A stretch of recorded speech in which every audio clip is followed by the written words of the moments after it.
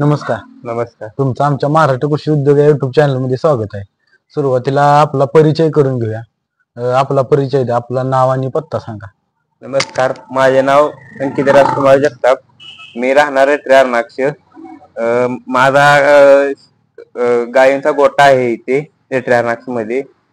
मी आता सध्या 30 गायी सांभाळतो. आई वडील मला मदत करतात, प्लस भाऊ मला मदत करतो. आता आमचा परिवार मिळून हे सांभाळतो आम्ही. म्हणजे परिवाराची तुम्हाला चांगली साथ आहे व्यवसायामध्ये साथ आहे मला, म्हणून आम्ही आतापर्यंत इथवर म्हणजे आलोय. म्हणजे सगळ्यांच्या साथीनेच तुम्ही इथपर्यंत आलोय. म्हणजे कामगार वगैरे काय आम्ही ठेवलेलं नाही कधी, काय नाही असं. बर. आता या व्यवसायाला सुरुवात कधीपासून केली? सुरुवात म्हणलं तर 2000च्या आसपास, 2000च्या पण पाठीमाग वडिलांपासून सुरुवात आहे. बरोबर. म्हणजे तुम्ही 2000 सालापासून या व्यवसायामध्ये आहे? 2000 नाही, 2010च्या आसपास पासून चालू केले मी हा व्यवसाय. बरोबर. म्हणजे साधारणतः 15 वर्ष तुम्ही या व्यवसाय करताय. बरोबर. कशी सुरुवात झाली या व्यवसायाला? सुरुवात म्हणजे वडिलांकडूनच काय ज्ञान घेतलं, काय भावाकडून, असं म्हणजे सर्वांकडून असं. माझं पण शिक्षण त्यामधीलच झालं या. म्हणजे वेटरनरी पण कोर्स मी केलाय त्याच्यामध्ये. त्याच्या रिलेटेड शिक्षण घेतलंय मी 11-12 पर्यंत. बरोबर.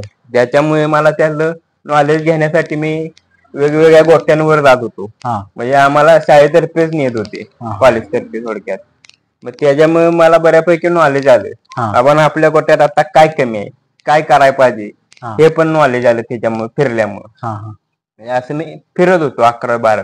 म्हणजे स्वतः तुम्ही आधी अभ्यास केला, व्यवसायात उतरला. म्हणजे वडिलांचा पण अनुभव, माझा पण अनुभव, आणि बाहेरच्यांचा पण, बाहेरने काय काय मिळलं मला, त्याच्यातून मी हे उभा केलं. नंतर ऍडव्हान्स करण्याचा प्रयत्न केला थोडक्यात. बरोबर. म्हणजे तुम्ही ऍडव्हान्स काहीतरी नवीन पद्धतीने तुम्ही व्यवसायामध्ये उतरला पाहिजे सगळे. म्हणजे आता डॉक्टर वगैरे काहीच नाही, तुम्ही सगळं बघताय? नाही, डॉक्टरांचा म्हणजे 90% आपणच बघतो, 10% डॉक्टर. बरोबर. म्हणजे इंजेक्शन, सलाईन वगैरे काय द्यायचं सगळं आपण तुम्ही बघता. वेटरनरीला कोर्स झाल्यामुळे ते मीच बघतो. म्हणजे बाकीचं शिक्षण म्हणजे तुम्हाला पहिल्यापासूनच आवड आहे? आवड मला याच्यामधली होती, त्यामुळे आपण ह्याच्यावरतीच फोकस केला. बाकी कशावर फोकस करायचं म्हणजे विचारच घेतला नाही डोक्यात. आता तुम्हाला आता एवढं तुम्ही शेड उभा केले, एवढ्या म्हणजे गायी आहेत तुमच्या, तर हे असं सहज झालं? तुम्हाला काहीतरी सुरुवातीला अडचणी आलेल्या? सुरुवातीला अडचणी भरपूर आलेत. अडचणींवर आम्ही म्हणजे मात करत करत इथवर आलोय. काय अडचणी आल्या तुम्हाला सुरुवातीला? अडचणी म्हणजे आर्थिक अडचणी म्हणा, किरकोळ आणि इकडे तिकडे अडचणी येतात. त्या अडचणींचं कसं आहे सांगून येत नाही. आता मेंटेनन्स म्हणा, इकडे तिकडे गायांचा मेंटेनन्स, परत समजा आम्ही कुठे बाहेर गेलो, मी बाहेर गेलो तर ते वडील बघतात. म्हणजे वडील नसले तर मी बघतो, मी नसलो तर माझा भाऊ पण बघतो. असं काय नाही आमचं की मीच पाहिजे तिथे. आता कोण पण येऊ दे, डॉक्टर येऊ देत, तर ते आमच्या तिकडलं कोणी हँडल करतो. तुम्ही या व्यवसायासाठी भांडवल कसं नेमकं, म्हणजे भांडवल तयार कसं केलं? तयार म्हणजे आमच्या आजोबांपासून सुरुवात आहे. आजोबांनी आधी स्टार्टिंग केली. आजोबांनी काही एक 5-10 म्हणजे म्हैशी वगैरे आणि गायी पण भरलेल्या त्या काळात, म्हणजे त्यांच्या काळात. त्यांच्यानंतर ना वडिलांनी पण वडिलांनी वाढवली ती. म्हणजे 10 होत्या पहिले, त्यांच्या एक 10-15 वर्षात 60-70 पर्यंत नेले. आता त्यांना पण होत नाही आणि आपल्याला पण म्हणजे आपल्या हिशेबाने आपण ठेवले ते. आता एकट्याला व्हावं अशा हिशेबाने ठेवले असतात. म्हणजे आता सध्या किती गाय आहे तुमच्या गोठ्यात? सध्या 30 आहेत. 30 गाय. तर 30 गायीमध्ये तुमचं दूध किती जातं? दूध जाते 200 लिटर. 30 गायीमध्ये 200 लिटर? 200 लिटर सरासरी जातं डेली.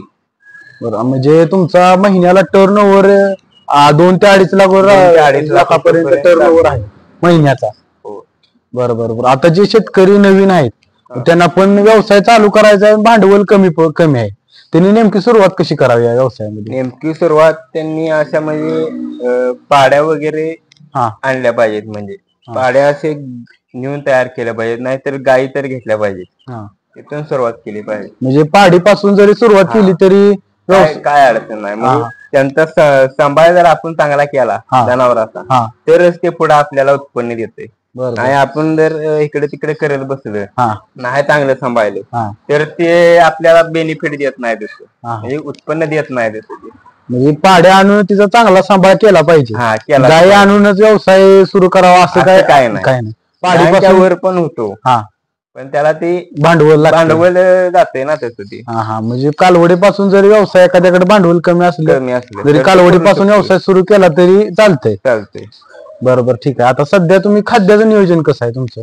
खाद्याचं आता दुग्ध पूर्ण एक चालू आहे हा सोनाईचं हा. म्हणजे आणि गोळी डेअरी पेंड का? प्लस म्हणून कृष्णेचं चालू आहे. हा हा दोन खाद्य आपण वापरतो. भाकरला वेगळे हा. आणि दुधाच्या गायींचं दुधासनी वेगळे असं वापरतो ती. बरोबर. बार्ली वगैरे वापरता का? बारली पण वापरते. बरोबर. म्हणजे आता बऱ्याच शेतकऱ्याचं म्हणणं आहे की बार्लीमुळे काय गाभण राहत नाही, असा काय प्रॉब्लेम नाही त्याच्यासाठी आहे ना ऑप्शन. डॉक्टरांचे सल्ले घ्या तुम्ही. आता हे आमचे डॉक्टर आहेत आम्ही ह्यांच्या सल्ल्यानुसार चालतो. बरोबर. म्हणजे आपल्याला काय अडचण आली तर हा. त्यांना आम्ही सहज विचारतो हा. डॉक्टर असं अशी अडचण आहे काय करू दे हम्म.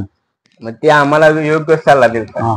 त्यामुळे आम्हाला काही म्हणजे असे अडचण नाही. त्यांचा पण चांगले म्हणजे सहकार आहे त्यांचा आम्हाला आता सहकार्य आहे. बार्ली वापरून तुम्हाला काय म्हणजे असा फायदा झालाय का बार्ली वापरून? फायदा होतोय बारलीनं. हा का तर जे माणसं म्हणतात ना हा गाभण गाय राहत नाही हा त्याच्या माग त्याला मेंटेन किती प्रमाण घालायला येतं हा ते कळलं पाहिजे त्यांना. हा. जास्त घालून पण उपयोग नाही आणि कमी घालून पण उपयोग नाही. प्रमाण किती असावं बार्ली त्याचं? प्रमाण साधारण आता कमी दूध असले त्या गाई म्हणजे एका गाय 20 लिटर दूध देते तर तिला बार्ली किती देते? त्याला साधारण दिवसात नाही म्हणलं तर 3-3.5 ते 4 किलो तर गेली पाहिजे 10 लिटरच्या गायला हा गेलीच पाहिजे तेवढी. हा हा. आणि प्लस गोळी पण तेवढी वाईच इकडे तिकडे गोळी 3-3.5 किलो पर्यंत गेली पाहिजे दिवसात. म्हणजे 3 ते 4 किलो बार्ली हा. आणि 3-3.5 किलो गोळी पेंड गोळी पेंड 20 लिटरच्या गायला गेलीच पाहिजे गेलीच पाहिजे. दिवसात. आणि मिनरल मिक्सरचं प्रमाण कसं देता? मिनरल मिक्सचर आपण एक टाइम घालतो. हा मग जर आता पावसाळा आहे हा तर वाढवतो थोडं प्रमाण जास्त ठेवतो. हा. मग असं का नियोजन करता म्हणजे पावसाळ्यात वाढवता? पावसाळ्यात कसं त्यांना आमचा मुक्त गोठा आहे. हा. पावसाळ्यात जरा हे राहते वातावरण चेंज राहते हा मग त्यांना अंगात शक्ती पाहिजे ना हा. चालायची म्हणा हा. पावसापासून हे होण्यासाठी म्हणजे रोग प्रतिकारक शक्ती रोगप्रतिकारक वाढवायसाठी. शक्ती वाढली पाहिजे एनर्जी वाढली पाहिजे थोडक्यात. हा हा मग त्याच्यासाठी ते आम्ही लिव्हर टॉनिक हा आणि मिनरल मिक्सचर हा कॅल्शियम असं टप्प्याटप्प्यानं घालतो. मग हा म्हणजे महिन्यानं 15 दिवसानं असं चेंज करतो. हा. आता उन्हामुळे म्हणजे ह्या उन्हाळ्यामध्ये टेम्परेचर जास्त होतं हो आणि बऱ्याच गोट्यावर प्रॉब्लेम आलाय की गाय गाभण राहिले ना उन्हाळ्यामध्ये. असा काय तुम्हाला प्रॉब्लेम आलाय का तुमच्या गोट्यावर? नाही काय प्रॉब्लेम आला नाही. वरतून निवारा व्यवस्थित पाहिजे हा म्हणजे असे म्हणजे सावली पण पाहिजे त्यांना ऊन पण लागलं पाहिजे असा निवारा पाहिजे त्यांना. बरोबर. प्लॅस्टिक कोटिंगचे वगैरे पत्रे वगैरे असं पाहिजे त्यांना. हा हा नुसतं म्हणजे पूर्ण पॅक पण नको हा. आणि पूर्ण हे पण नको असा हाफ हाफ पाहिजे त्यांना. हा. म्हणजे टेम्परेचर जर मेंटेन केलं तर फोगर सिस्टीम पण पाहिजे त्यांना. हा म्हणजे जरी काय जास्त टेम्परेचर झालं हा तर आपलं फोगरनं फॅन वगैरे असं म्हणजे ते चालू होऊन ते टेम्परेचर मेंटेन झालं पाहिजे. हा हा. म्हणजे टेम्परेचर मेंटेन झालं तर गायना काय प्रॉब्लेम काय प्रॉब्लेम नाही. मग आता सध्या कुठल्या जातीच्या गाय तुमच्या गोठ्यावर आहेत? आता आपल्याकडे एचएफच आहेत. हा. म्हणजे एचएफ ची निवड तुम्ही का केली या व्यवसायात? एचएफला म्हणजे हे आहे म्हणजे काय अडचण नाही अशी म्हणजे हा. गाब जायला म्हणा दुधाला म्हणा हा दूध पण जास्त आहे. हा म्हणजे गाब जाणे परत तिथं येणे वगैरे इथवर पर्यंत काहीही अडचण नाही त्या गायला. हा. आणि सगळे म्हणजे घरचेच आहेत हा. असं बाहेरचं वगैरे जनावर आपण आणत नाही. नाही का? नाही अजिबात नाही. म्हणजे सगळं आतापर्यंत काय ते सगळ्या सगळ्या घरी कालवडी तयार केलेल्या आहेत. अशा पाड्या वगैरे आम्ही ठेवतो. हा लहानपणापासून त्यांचा सांभाळ करतो. बरोबर. आता कालवड संगोपन म्हणजे लहानपणापासून मोठ्यापर्यंत कसं करता? लहान पहिल्यांदा जन्मल्यानंतर एक 8 दिवस म्हणजे जास्त दूध मेंटेन ठेवतो त्याच्या म्हणजे कॅपॅसिटी नुसार ठेवतो. आता 1 महिन्याची कालवड झाली तर तिला किती दूध दिले? तिला साधारण 2 पर्यंत 1.5-2 पर्यंत येतो. 1.5 लिटर 2 लिटर एका हा. टायमिंगला. हो किती महिन्यापर्यंत दूध दिलं पाहिजे? दूध 3 महिने तर दिलंच पाहिजे तिला. बरोबर. भले 1 लिटर द्या नाही 1.5 लिटर द्या हा किती पण द्या पण 3 महिने कंटिन्यू दूध पाहिजे. पाहिजे. म्हणजे हळूहळू कमी करत आणायला लागते. हा. परत तिकडे वैरण म्हणा हा. त्यांना गोळी म्हणा हे असं चालू केलं पाहिजे ते आपण 1 महिन्यानंतर खायला चालूच करते ते. हा. आता 3 महिन्यापासून गाभण होईपर्यंत त्यांचं कसं नियोजन केलं पाहिजे? त्यासनी मग हाय येत रेग्युलर वैरण म्हणा हा परत गोळी पेन हे असं म्हणजे चालू असते त्यांचं. गोळी पेनचं प्रमाण किती दिलं पाहिजे त्यांनी? गोळी पेन ते आता किती महिन्याचे त्याच्यावर अवलंबून असते ते. हा. महिन्यावर पाडे तयार करताना कसे आम्ही महिन्यावर तयार करतो. आपण एवढा महिन्याला झाले आता एवढंच खाली द्यायचं, एवढंच पाणी पाहत. पाण्यात पण त्यांना सेपरेट आहे. त्यांना असं मुक्त सोडत नाही, त्यांना बांधूनच घालत. का तर जास्त पाणी पेले तर काही अडचण निर्माण होते, म्हणजे त्यांचा तो प्रॉब्लेम होऊ शकतो. म्हणून त्यांना ते हे करत नाही आम्ही. जास्त पाणी पण पाजत नाही, त्यांचं प्रमाण आहे तेवढं. म्हणजे त्याचं आम्ही मापच करून ठेवले. आपण एवढ्या महिन्याची पाडी झाल्या त्याला एवढंच पाणी घ्या, एवढंच दूध द्या. म्हणजे या नियोजनावरच तुम्ही सगळ्या गाय आतापर्यंत गोठ्यावर तयार केल्या? नियोजनावरच केले. चांगल्या टॉपच्या गाय तुमच्या गोठ्यावर आता तयार आहेत? आता तुमच्या गोठ्यावर पर्यंत गाय आहेत, 25 लिटर पर्यंत, 26 पर्यंत आहेत. म्हणजे टॉपची गाय आतापर्यंत किती लिटरच्या गोठ्यावर? 26-27 पर्यंत गेले त्या. होय, 26-27 लिटरची गाय तुमच्या गोठ्यावर आहे. आता गाय पालन करत असताना किती लिटरची गाय आपल्या गोठ्यावर पाहिजे म्हणजे व्यवसाय परवडू शकतो? साधारण 8 लिटरच्या पुढे तर पाहिजे काय. 8 म्हणजे एका टायमाला 8 दोन्ही 15-16 लिटरच्या पुढे तर पाहिजे गाय पाहिजे.